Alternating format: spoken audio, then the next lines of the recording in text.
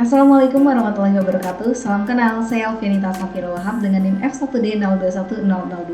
Saya dari kelompok 13 Praktikum Algoritma dan Pemrograman Angkatan 2021 Universitas Mataram. Pada kesempatan kali ini saya akan mencoba untuk menjelaskan respon modul 5 terkait program beasiswa, di mana pada soal kita diminta untuk menyelesaikan program mengenai menyeleksi beasiswa mahasiswa. Di sini kita terdapat beberapa poin yang sudah disampaikan pada soal, di mana yang pertama adalah terkait data, di mana kita diminta untuk memasukkan nama dan juga NIM dengan IPK mahasiswa pertama adalah sebesar 3,25 dan akan terus bertambah sebesar 0,15 pada mahasiswa berikutnya. Kemudian pada bagian tampilan kita diminta untuk menampilkan format data mahasiswa berupa nama, NIM, jurusan, angkatan, semester, dan juga IPK. Kemudian pada syarat, di sini mahasiswa yang berhak untuk menerima beasiswa adalah mahasiswa dengan IPK sebesar 3,5 dan juga berada pada semester kurang dari atau sama dengan 8. Kemudian di sini pada soal kita diketahui bahwa terdapat 5 mahasiswa dengan nama yang berbeda-beda dan juga NIM yang berbeda-beda. Kemudian kita masuk ke dalam pembahasan mengenai algoritma dari program yang kita buat. Di sini yang pertama adalah kita dapat mendeklarasikan tipe data yang menampung variabel untuk menyimpan nama, NIM, jurusan, angkatan, semester, dan juga IPK dari masing-masing mahasiswa. Kemudian kita meminta user untuk menginputkan nama dan juga NIM mahasiswa secara dinamis dengan IPK mahasiswa pertama adalah sebesar 3,25. Ini sudah ketetapan dari soal sebesar 3,25.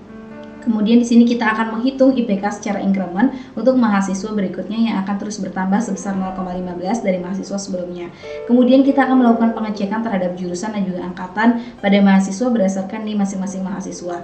Kemudian di sini kita terakhir adalah akan menampilkan identitas mahasiswa yang mendapatkan beasiswa, yakni yang berada pada kurang dari semester 8 atau tepat pada semester 8 dan juga memiliki IPK lebih besar dari 3,5. Tentunya mahasiswa yang mendapatkan beasiswa harus memenuhi 2 syarat berikut ini.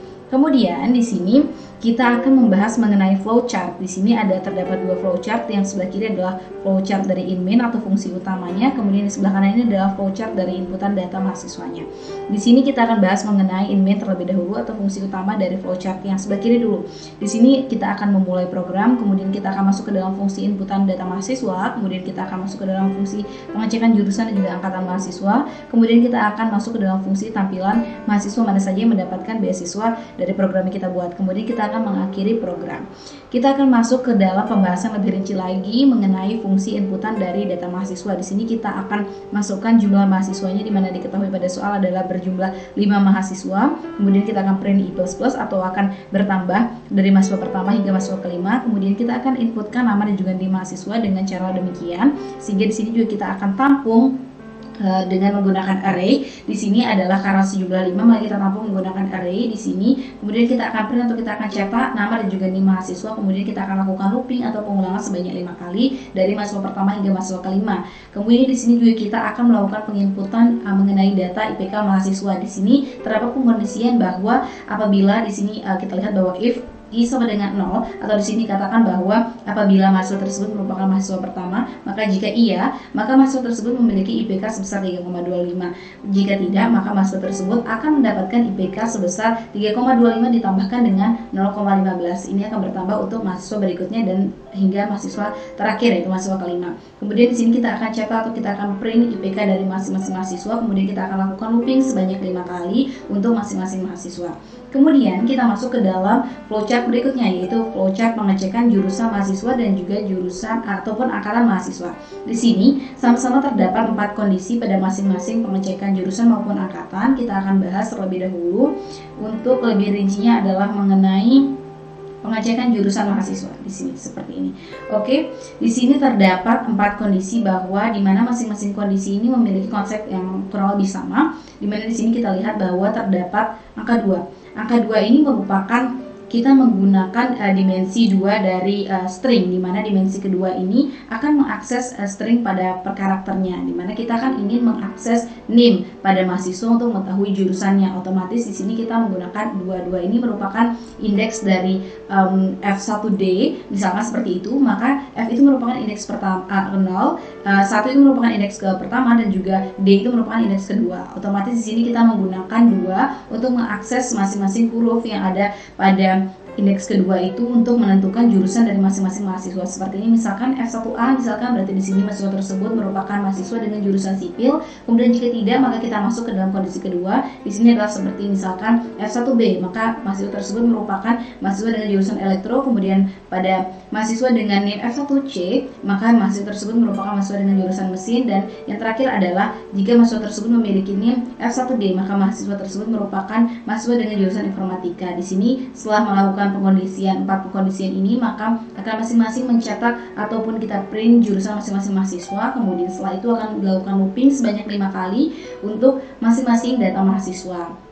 Kemudian kita masuk ke dalam flowchart pengecekan angkatan mahasiswa. Di sini terdapat 4 kondisi juga. Terdapat masing-masing kondisi tersebut hampir sama kurang lebih dengan kondisi pada jurusan mahasiswa di sini, tapi terdapat perbedaan di sini pada kita menggunakan substring. Di mana substring ini adalah untuk mengambil beberapa karakter dari string yang kita gunakan. Nah, di sini terlihat bahwa ada 4 dan juga 2. 4 ini merupakan indeks char yang mau kita ambil di sini. Nah, 2 ini merupakan berapa banyak cara yang mau kita ambil dari data yang kita punya. Nah, di sini kan kita ingin mengambil misalkan 16. 16 ini ada 2 karakter gitu kan yang ingin kita ambil, berarti kita menggunakan 2 di sini. Kenapa kita gunakan 4? Karena kan kita ingin mengetahui angkatan itu dari NIM pada indeks keempat. Misalkan F1D 021. 21 itu berarti pada indeks keempat dan juga indeks kelima. Maka kita gunakan di sini, kita mulainya adalah dari indeks keempat dan juga kita mengambil 2 karakter. Maka di sini terlihat 16. Jika iya maka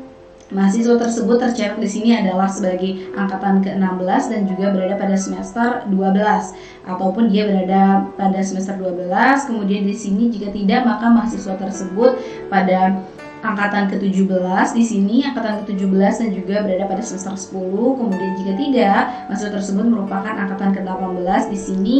Kemudian dia merupakan mahasiswa dengan semester 8. Kemudian di sini ketika mahasiswa tersebut merupakan mahasiswa dengan angkatan 19 pada NIM-nya yaitu misalkan F1D 019 misalkan seperti itu, maka dia di sini akan tercatat sebagai angkatan 19 dan juga berada pada semester 6. Kemudian di sini dari masing-masing kondisian ini akan mencetak hasil ataupun kita akan print angkatan dan juga semester dari masing-masing mahasiswa. Kemudian kita akan lakukan looping sebanyak 5 kali untuk masing-masing data mahasiswa. Seperti itu untuk bagian flowchart yang ini.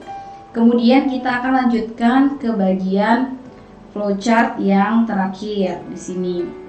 Flowchart berikutnya di sini adalah mengenai identitas penerima beasiswa. Nah, di sini adalah flowchart yang terakhir, di mana di sini kita akan, yang pertama adalah kita akan membahas tentang fungsi tampilannya. Di sini kita akan menginputkan data-data mahasiswa yang mendapatkan beasiswa, di mana di sini terdapat pengkondisian bahwa jika mahasiswa tersebut merupakan mahasiswa dengan jumlah semester ataupun berada pada semester 8 atau kurang dari 8 dan juga mendapatkan IPK lebih besar dari 3,5, maka akan tercetak di sini nama, NIM, jurusan, angkatan dan juga semester serta IPK dari mahasiswa tersebut untuk menampilkan bahwa mahasiswa tersebut mendapatkan beasiswa. Nah, jika tidak maka program akan berakhir begitu saja, seperti itu. Kemudian kita masuk ke dalam pembahasan mengenai shortcut ataupun tampilan kode yang kita buat. Di sini kita menggunakan terdapat 2 header, IOStream dan juga string, di mana di sini kita seperti biasa menggunakan using namespace std, dan juga di sini terdapat void input, check dan juga tampil. Di sini kita juga menggunakan struct, di mana dalam struct ini kita menggunakan beberapa tipe data, ada string, double dan juga integer. Di mana string ini adalah tipe data yang berfungsi untuk menampilkan huruf ataupun angka. Nanti untuk nama dan juga NIM serta jurusan, angkatan juga semester itu kita menggunakan string. Nah, di sini double kita gunakan untuk IPK. Kenapa demikian? Karena IPK di sini bernilai desimal tidak bulat, maka kita menggunakan double. Kemudian di sini kita menggunakan integer atau bernilai bilangan bulat, karena di sini kita nanti akan menampilkan semester dari mahasiswa masing-masing tersebut, di mana semester itu tentunya akan bernilai bulat seperti misalkan semester 1, 2, 3 dan seterusnya. Kemudian di sini kita masuk ke dalam kode void input, di mana di sini adalah pada bagian kita ingin tampilkan untuk judulnya program beasiswa mahasiswa seperti biasa. Dan di sini terdapat looping atau pengulangan sebanyak 5 kali karena ada 5 mahasiswa, di mana kita mulainya dari 0 ya.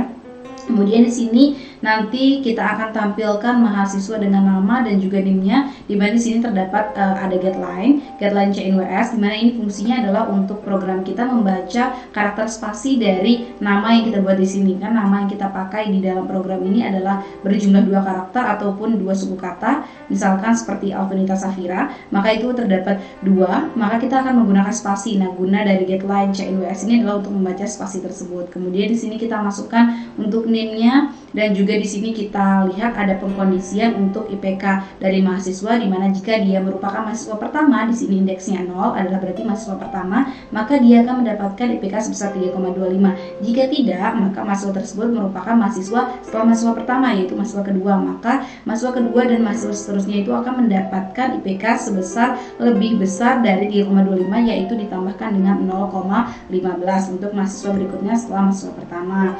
Kemudian kita masuk ke dalam penjelasan short code, yaitu void check-nya atau fungsi check-nya. Di sini juga terdapat pengulangan sebanyak 5 kali untuk data masing-masing mahasiswa. Di sini terdapat pengkondisian bahwa jika mahasiswa tersebut memiliki pada NIM-nya memiliki A, yaitu seperti misalkan F1A, maka mahasiswa tersebut di sini terbaca sebagai mahasiswa dengan jurusan sipil. Ini seperti sudah dijelaskan tadi, menggunakan dimensi 2 dari string di sini karena kita ingin membaca pada F1A, maka itu merupakan indeks kedua, maka kita menggunakan 2 di bagian mahasiswa dan NIM-nya di sini untuk mengakses A-nya di sini dan akan membaca mahasiswa tersebut merupakan mahasiswa dengan jurusan sipil. Kemudian jika tidak mahasiswa tersebut memiliki NIM dengan misalkan sini karakternya adalah F1B, maka mahasiswa tersebut merupakan elektro, mahasiswa jurusan elektro. Kemudian di sini jika C, maka mahasiswa tersebut merupakan jurusan mesin dan seterusnya. Di sini D itu berarti dia informatika. Kemudian di sini kita masuk ke dalam pengkondisian yang kedua, yaitu di sini adalah bagian jurusan, kemudian di bawahnya adalah bagian angkatan dan juga semesternya. Jika mahasiswa tersebut pada di sini kita menggunakan substring 4,2, di mana ini adalah kita mengakses pada indeks keempat, yaitu untuk angkatan 16 ini, dan juga 2 ini kita ingin mengakses ada 2 karakter, yaitu 1 dan 6, maka 2 karakter di sini kita ingin akses, maka akan tampil pada bagian angkatan, maka mahasiswa tersebut merupakan angkatan 16 dan berada pada semester 12. Kemudian di sini jika tidak, mahasiswa tersebut merupakan mahasiswa dengan angkatan 17. Kemudian di sini dia akan terbaca bersemester 10, kemudian seterusnya hingga 18 dan juga 19. Kemudian di sini kita akan masuk ke dalam void tampilan atau fungsi tampilannya. Di sini kita menggunakan CLS untuk membersihkan layarnya dan juga untuk menampilkan tampilan baru untuk mahasiswa yang mendapatkan beasiswa. Kita akan membersihkan layar tapi tidak menghilangkan data-data ataupun inputan sebelumnya.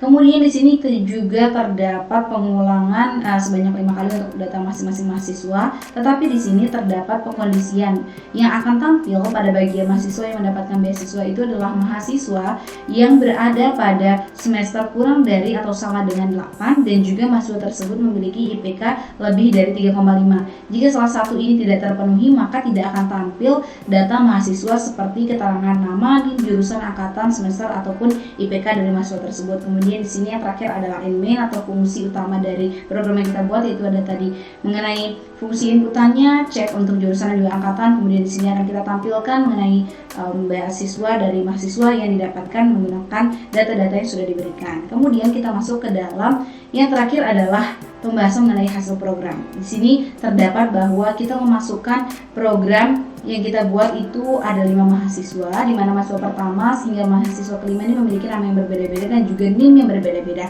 Di sini kita dapat lihat bahwa F1D 019 011. Di sini saya maksudkan pada penjelasan sebelumnya tadi di sini bahwa indeks F ini adalah indeks ke-0, 1 ini adalah yang ke pertama, D ini adalah yang kedua, 0 ini adalah yang ketiga, 1 dan 9 ini adalah keempat dan kelima.